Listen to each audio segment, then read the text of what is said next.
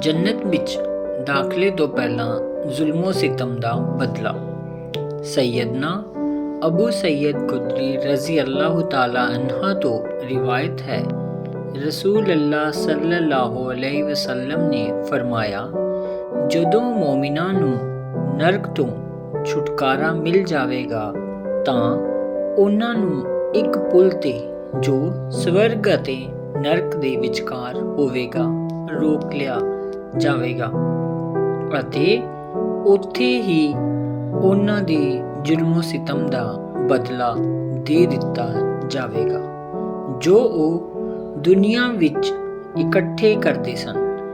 ਫਿਰ ਜਦੋਂ ਪਾਕ ਸਾਫ਼ ਹੋ ਜਾਣਗੇ ਤਾਂ ਉਹਨਾਂ ਨੂੰ ਜੰਨਤ ਵਿੱਚ ਦਾਖਲੇ ਦੀ ਆਗਿਆ ਦਿੱਤੀ ਜਾਵੇਗੀ।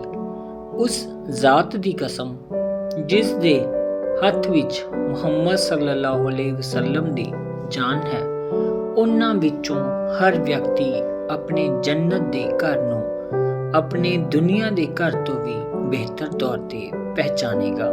ਸਹੀ ਅਲ ਬੁਖਾਰੀ 2440।